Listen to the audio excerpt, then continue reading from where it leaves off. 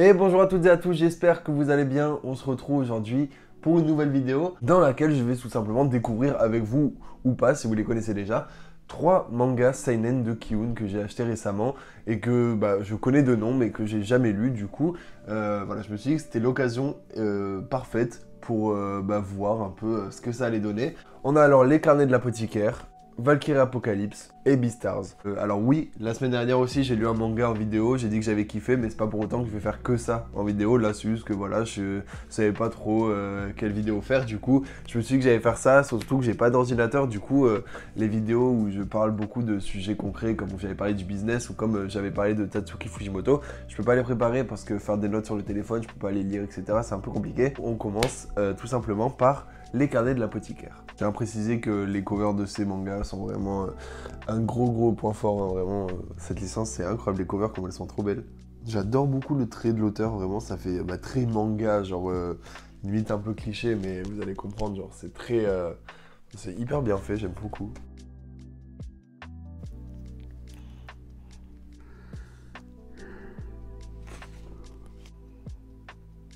Ok, ok. Bon, j'ai fini le tome 1 des Carnets de l'Apothicaire, du coup, beaucoup de lecture.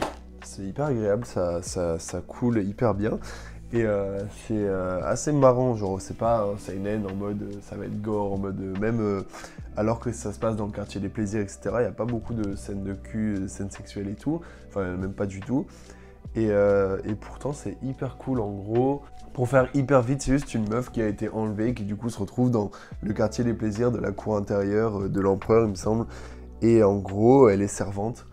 Et du coup, elle se retrouve qu'avec des gens qu'avec d'autres meufs qui sont là pour devenir, pour enfanter le roi, l'empereur tout simplement, et pouvoir faire des héritiers. Cependant, il se trouve qu'en fait, avant d'avoir été enlevée, elle était apothicaire, donc elle s'occupait de créer des remèdes, etc., des poisons, elle étudiait tout ça. Et en fait, elle est hyper intelligente. Et en fait, dans ce domaine, personne n'est intelligent. C'est à peine si les servantes savent lire. Enfin, même elles savent pas lire. Et du coup, elle gravit les échelons hyper vite parce que elle est plus intelligente. Du coup, elle va servir à des personnes hyper importantes. Et elle va avoir un rôle primordial dans la cour intérieure. Globalement, c'est ça que ça raconte. Et en gros, c'est hyper bien, c'est hyper drôle du coup d'avoir ce côté-là où vraiment elle est intelligente, genre elle est plus intelligente que tout le monde. Du coup, les autres ils sont en extase devant elle alors que pour elle ça devient c'est normal. Elle a un amour pour le poison un peu, enfin il y a beaucoup d'humour dedans, il y a un amour pour le poison, il y a un personnage masculin, je sais même pas si on connaît son nom, qui est un peu bizarre et elle s'en bat les couilles. Elle est vraiment dans son délire là, tout ce qu'elle aime c'est le poison, tout ce qu'elle aime en fait c'était son métier d'apothicaire. Et du coup, voilà, elle va essayer de toucher à son rêve finalement, de redevenir ce métier, de s'en servir. Et finalement, ça a l'air pas mal. À la fin, il y a d'autres problèmes qui rentrent en compte que des remèdes, etc. Non, c'est super cool, c'est hyper bien, je trouve, que tous les autres seinen de samouraï, tout machin qui se passe dans les cours, etc. Ça sexualise à fond, il y a toujours que du sexe, que du sexe. Là, pas du tout. Là, vraiment, c'est un seinen, mais tranquille. Hein, ça, je pense c'est que le tome 1, mais là c'est un seinen, tu mets ça en tant que shonen, ça existe aussi, le personnage principal est plus fort que les autres, entre guillemets, plus intelligent. Voilà, c'est tout est basé vraiment sur l'intelligence, sur le fait de savoir lire, savoir raconter, savoir créer des médicaments, etc. C'est hyper cool, ça aurait pour moi vraiment un animé de fou, parce que les décors sont magnifiques, les personnages sont magnifiques, et l'histoire elle découle, donc à mon avis, en tant qu'animé, ça ce serait incroyable. Mais voilà, pour l'instant je pense que c'est pas encore assez connu. Mais c'était une bonne chose, les Carnets de l'Apothicaire, donc vu que j'ai les 3 premiers tomes, je continuerai bien sûr à les lire, et puis on verra au bout du 3e tome si je continue la licence, mais pour l'instant je trouve ça assez cool. C'est pas forcément le truc le plus dynamique, mais c'est pas grave. À mon avis, là je vais lire Valkyrie Apocalypse et il n'y a rien à voir. Et du coup c'est parti pour Valkyrie Apocalypse, le tome 1 de Kiun, toujours en tant que seinen. C'est hyper beau. Voilà, je commence, première page, c'est magnifique. Voilà, vous pouvez le voir. Non, c'est super beau. J'adore, je suis fan.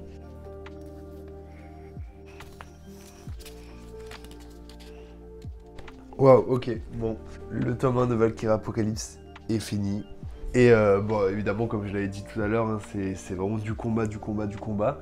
Mais en vrai, je sais pas, moi j'ai kiffé, en fait, je kiffe de base les mythologies, etc. Et là, toutes les mythologies sont réunies, donc on a les trucs bouddhistes, on a les dieux grecs, les dieux romains, on a les dieux de genre du Valhalla, etc., genre nordique. Et du coup, ça rend le truc hyper cool. C'est bon, à balle du fanservice, donc c'est des attaques hyper puissantes et tout. On a un humain qui est clairement la reconstitution de Kaido, le mec est immortel, il lui ressemble un peu aussi. Je trouve ça cool, je m'attendais pas du tout à ça, enfin un peu, mais je m'attendais à ce que les humains soient plus humains que ça. Au final, vu qu'ils sont aidés, je sais pas, globalement, en gros, c'est pas pour vous spoiler ou quoi que ce soit, mais comme le nom l'indique, il y a les Valkyries qui jouent aussi dans l'eau. Du coup, on va avoir vraiment Valkyrie humain contre Dieu, et voilà, c'est trop bien. La fin du tome, elle annonce le classement. Enfin, les combats et les 13 participants, du coup ça hype de fou, on voit tous les dieux qui vont participer, on voit tous les humains qui vont participer. Pour le coup, je reconnais que quelques humains, je les connais pas du tout tous, et je sais pas s'ils ont tous existé, mais je pense que oui. Bon, les dieux, je les connais la plupart et tout, du coup, c'est trop bien, ça hype de fou, les dessins sont magnifiques, et on sent que, bah voilà, en fait, tout simplement, tout le manga, ça va être ça, parce que là, bah, on n'a même pas encore fini le premier combat, qu'on est encore au tome 1, du coup, le tome 2, peut-être qu'il finira ce combat-là, et au final, si on a 13 combats, on arrivera facilement aux alentours des 20 tomes. Et en vrai, c'est kiffant. Pour le coup, je comprends plus que les carnets de l'apothicaire que ce soit un seinen, parce qu'il y a des scènes un peu trash, etc. Genre quand un mec se fait tuer, on voit ses tripes, machin. Après, voilà, hein, vous savez. Ce qui est hyper bien aussi, c'est que on n'est pas forcément que pour les humains ou que pour les dieux. On est vraiment entre les deux. On a la vie des dieux, des deux, pardon. On a le passé de l'humain, on a le passé du dieu. On sait que les dieux veulent détruire l'humain. Du coup, on est plus amené à être pour l'humain, sauf qu'après on a plein de points de vue des dieux, et du coup ça nous ramène aussi vers les dieux, et du coup voilà, on sait pas trop pour qui on est. Moi honnêtement là pour le combat je sais pas trop pour qui je suis, mais du coup je suis ça, etc. Je verrai peut-être avec l'aventure, etc. Si j'arrive à trouver vraiment le camp que je soutiens, mais je trouve ça vraiment cool. Je trouve aussi vraiment cool le design qu'ils ont apporté aux dieux, c'est pas too much, c'est pas des mecs hyper puissants, hyper trop musclés, etc. Thor, là pour le coup dans le tome 1 c'est Thor, et bah, il a un super beau design, et il a des super beaux pouvoirs, etc. Ça rend le truc hyper bien, ça équilibre assez bien la balance aussi, donc je trouve ça super cool honnêtement, donc comme j'ai le tome 2, je le lirai aussi avec vraiment beaucoup d'envie. Après ça se lit vraiment hyper rapidement, je pense que j'ai dû mettre à peu près 15 minutes pour le lire, et sans sauter les pages ou quoi, hein, mais vraiment juste que il y a beaucoup de combats. Mais voilà, en tout cas, si vous connaissez pas Valkyrie Apocalypse, et vous êtes fan surtout de mythologie, c'est quelque chose qui vous allez adorer tout simplement, parce que ça parle de tous les dieux, ça parle de... Après, ça parle pas trop d'histoire, etc. hein, c'est vraiment juste du fanservice autour des dieux, mais ça marche plutôt bien. Il nous reste le dernier tome de chez Kiyun, du coup, toujours en seinen, Beastars, le tome numéro 1. J'avais commencé l'animé, du coup je sais à peu près de quoi ça parle, mais l'animé j'avais pas du tout aimé. Du coup on va voir, à ce qui paraît le manga vaut 20 fois plus le coup que l'animé. Du coup je vais commencer ça et c'est parti. Il me semble qu'il y a beaucoup de lecture, du coup ça va prendre du temps. Wow. Là pour le coup à chaque fois que j'ouvre un manga c'est aussi incroyable de découvrir à quel point c'est artistique ou quoi, la patte artistique de l'auteur. Et là, vous allez voir, je m'attendais pas du tout à ça, quoi. C'est vraiment, on dirait limite un truc un peu brouillon. Après, vu ce que les gens disent du manga, vu comment c'est bien, etc., ça doit être que l'histoire, et qu'on s'habitue très vite au dessin, mais ça surprend, c'est un peu agréable quand même. Ok, bah là, du coup, le chapitre 1 est fini. Et en vérité, ouais, c'est bon, les dessins, ils gênent plus du tout. Du tout, du tout. Plus du tout. Après, pour l'histoire, on verra à la fin, mais ouais, les dessins, on s'y habitue très très vite. La progression, je sais pas, elle s'est fait hyper bien. On est déjà bien avancé par rapport au tome 1, et les dessins se sont déjà bien améliorés. Alors, le tome 1 de Beastars est fini, et la vidéo s'est coupée, évidemment. C'était 3 trucs totalement différents. Je suis trop content d'avoir fait cette vidéo juste pour moi-même constater vraiment la différence de ces 3 tomes, donc le carnet de l'apothicaire, Valkyrie Apocalypse et Beastars. Beastars, on est vraiment sur quelque chose de très psychologique, j'allais dire, ouais, de très remise en question sur soi-même, etc. On est dans une société où les carnivores et les herbivores, ils vivent ensemble, ils sont très humanisés, mais c'est pas pour autant qu'ils s'entendent tous, et en gros, ils sont très humanisés, mais les lois de la nature, ils sont quand même là, et ça qui est hyper bien, c'est qu'on est dans un monde, du coup, assez urbain, etc., une école, etc., mais ça reste quand même les lois de la nature, où les carnivores ont faim et les carnivores seraient un certain danger pour les herbivores alors qu'ils doivent cohabiter. Et du coup, par le fait qu'il y ait eu le crime d'un alpaga un soir dans un amphithéâtre de l'école, tous les carnivores se retrouvent mis à l'écart par les herbivores. Et du coup, voilà, ça crée un peu des tensions, etc. On a l'impression d'avoir vraiment un peu une représentation de la société actuelle. J'arrive pas trop à savoir pourquoi, mais j'arrive à comprendre quand même que l'auteur, il veut faire passer un message. J'ai pas du tout le message pour le moment, je pense qu'il viendra au fur et à mesure des tomes.